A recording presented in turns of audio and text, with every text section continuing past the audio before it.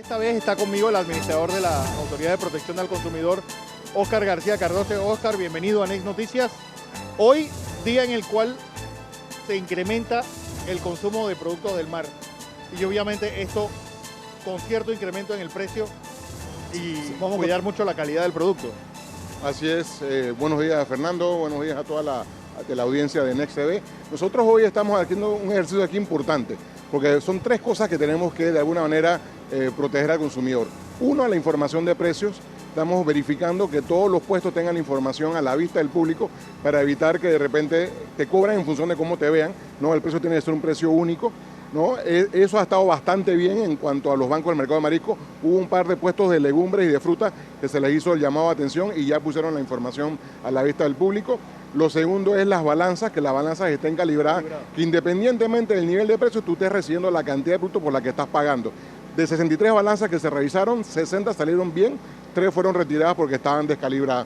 Y lo tercero, que es una innovación que estamos estrenando hoy, es una información de precios en tiempo real, que no solamente lo estamos haciendo aquí en el mercado del marisco con la presencia de unos televisores que están conectados con nuestra base de datos, sino que cualquier persona desde su teléfono móvil puede acceder a la información. Cada vez que hacemos la encuesta, la estamos haciendo más o menos cada 45 minutos a una hora, eso se refresca, se actualiza en la aplicación y tú puedes, antes de llegar al mercado de marisco, saber cuáles son los precios más bajos en cada uno de los bancos. Óscar, ¿ustedes regulan solamente el consumidor final o también cuando la lonja llega del bote es decir, el intermediario también lo está regulando? Bueno, básicamente no regulamos precios, estamos verificando los temas. Los temas de información a la vista, los temas de balanza, etcétera. En el caso de la ley está orientada fundamentalmente al consumidor final. Si hay un momento en que, por ejemplo, alguna autoridad, como en algunos momentos nos lo han autorizado, nosotros podemos hacer una cooperación verificando algunas balanzas, que lo hemos hecho en el caso de algunos molinos de arroz, en el caso de ingenios azucareros, para que pues tengan la certeza, por ejemplo, los productores de arroz o los colonos de caña, de que le están recibiendo y pagando las cantidades adecuadas. Pero en general la fiscalización se concentra en las ventas al público consumidor. Obviamente la corvina y el pargo son las que llevan la gran parte de la venta de estos días. Sí, bueno, en cuanto a pescado, porque también está pues en marisco el camarón, están las almejas, el mixto de marisco, ¿no? Aunque sabemos que hay una veda de camarón, en este momento lo que se está comercializando es básicamente camarón que ha sido congelado previamente, ¿no?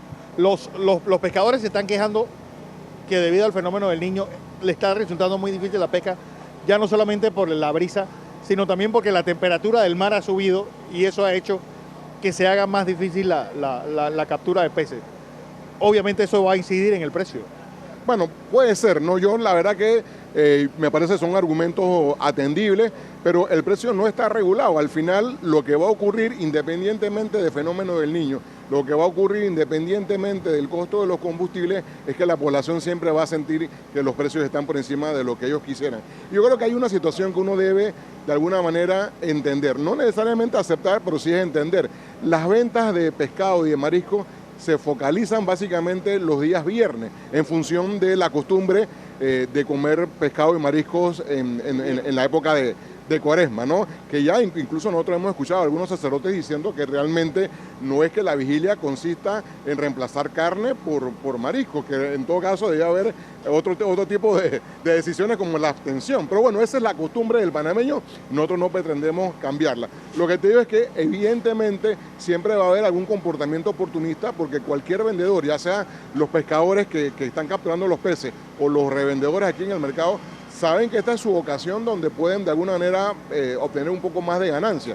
Yo no digo que eso esté bien, no digo que está mal, habría que ponerse en la situación de ellos. Si uno estuviera en su situación, ¿haría lo mismo o no? Probablemente sí.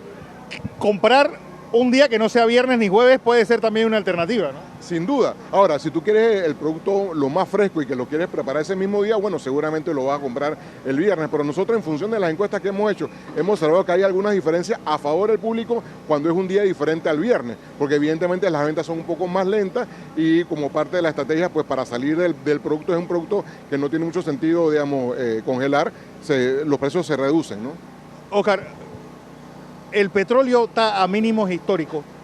No se ha visto esa incidencia en la cadena de precios a lo largo de productos que obviamente se puso como excusa cuando despegaron el precio del petróleo. Es decir, ¿cuánto deben bajar o cuánto incide el combustible dentro de un producto, dentro del precio final de un producto? Mira, de hecho, por ejemplo, para hablar de un combustible en particular, que es el que tiene mayor incidencia en los costos de distribución, el diésel se encuentra en su punto más bajo desde que fue regulado el combustible hace más de 7 años y medio. ¿No? Si tú ves las series de tiempo, no hay un precio más bajo del diésel que el que tenemos ahora. Y uno no aprecia que eso haya generado una reducción en el costo de la canasta básica. La reducción en el costo de la canasta básica fundamentalmente se dio por el tema de control de precios y luego ahí ha venido con un comportamiento bastante estable, pero no hay una tendencia a la baja en general de ningún producto, cosa que uno hubiera esperado, al menos por lo que tiene que ver con los costos de los combustibles. En algunos cálculos que nosotros hemos hecho, dependiendo del producto, pero al menos un 5% del costo final del producto tiene que ver con los costos de distribución. Y los costos de distribución es básicamente donde se utiliza el diésel. Ahora, yo creo que lo que ha ocurrido es algo que también ocurre en otros países, es ese comportamiento oportunista por parte de los agentes económicos, y es que, bueno, cuando el combustible, cuando algunos de tus costos suben, pues tú lo traspasas y das la excusa de que los costos te subieron. Cuando los costos se reducen, exacto, el argumento de los cohetes y la pluma, cuando los costos se reducen, siempre va a haber diferentes explicaciones para que el tema no ocurra. Fíjate, nosotros hemos sido incluso muy claros con gremios empresariales. Tuvimos una reunión hace pocos días con la Junta Directiva de la Cámara de Comercio, donde le dijimos en general el sector empresarial y en particular los gremios acostumbraron a la sociedad panameña a que había una asociación automática entre costo de los combustibles y costo de la vida. Y eso se ha demostrado que solamente funciona al alza. Ahora, mientras que no haya otros productos que estén regulados, nosotros solamente podemos fiscalizar, sancionar cuando se incumpla con los 22 productos regulados, ¿no? En el resto es un poco lo que estamos haciendo hoy, ejercicio de pasar información al público, hacerla más accesible, la tenga, digamos, en sus teléfonos celulares para que el público tome decisiones. Fíjate que en el mercado del marisco, a pesar de ser un establecimiento relativamente pequeño que tú puedes recorrer en un par de minutos, hay diferencias de precio de 50 centavos por libra. Las diferencias de precios están ahí. Acodeco está tratando de pasarle la información lo más accesible al consumidor, pero el consumidor tiene que hacer parte de la tarea. Premiar y castigar. Viene regreso a clases y obviamente esto será la segunda quincena de febrero. El tema obviamente recurrente o el tema que ustedes van a tener que vigilar. Hay ciertos aspectos que siempre hay que recordar en el regreso a clases. Uno es el ITBMS. Que no se puede cobrar, al menos no se puede cobrar en la lista de útiles escolares. Y recordemos que hay útiles que tienen unos precios, el caso de los bolígrafos, el caso de la goma, el caso de los calzados escolares tienen unos límites. Por encima de esos límites, el calzado escolar, las zapatillas, la mochila, la correa no están exentos. Entonces tienen que, el consumidor, si quiere aprovechar, digamos, de ese beneficio, tiene que limitarse a los productos que están en esos rangos de precio. Ese es un tema, el no cobro del ITBMS, que en general yo tengo que reconocer que los establecimientos lo cumplen digamos, en un porcentaje muy alto. Y en algunos casos en que no se da, puede ser producto de una confusión, cuando el consumidor le reclama o cuando nosotros tenemos que intervenir con algunos otros funcionarios, se hace la corrección inmediatamente. Lo otro tiene que ver con algo que incomoda mucho a los padres de familia y es la situación de ventas atadas. Si hay, por ejemplo, unos libros que el colegio está vendiendo, pero los libros tú los puedes conseguir en otra librería o en otro lugar más barato, no te pueden obligar a que los compres en el colegio. Si te obligan, por favor pongan la denuncia en la cuenta Acodeco Resuelve de Twitter, llamando al 130, que es un número de atención gratuita, o yendo a nuestra oficina a nivel nacional.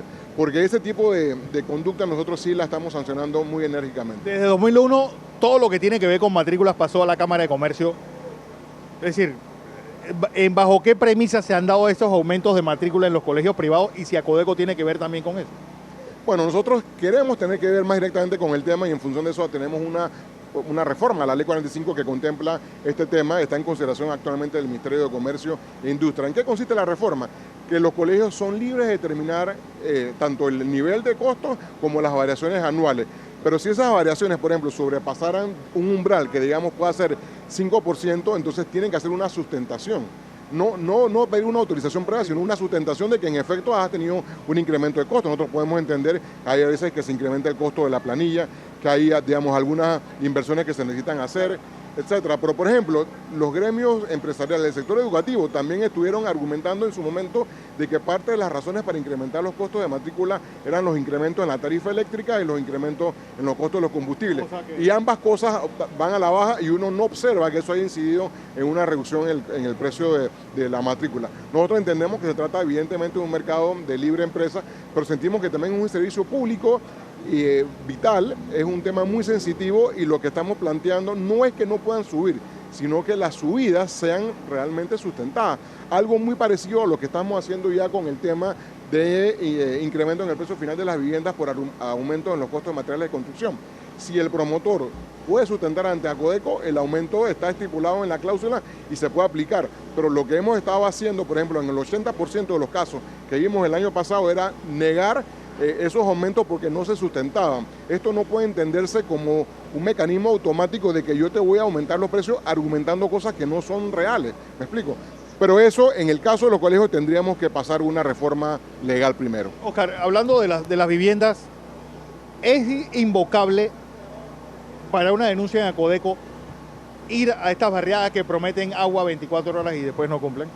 Bueno, nosotros hemos sancionado establecimientos por temas de publicidad engañosa, porque si, por ejemplo, dentro del brochure, generalmente no está en el contrato, pero en el brochure informativo, en los panfletos de venta, que se consideran parte del contrato según la ley, si tú anuncias, por ejemplo, agua a las 24 horas, tú tienes que hacer un esfuerzo, una inversión para garantizar eso. ¿Qué puede ser? Tener un tanque de reserva.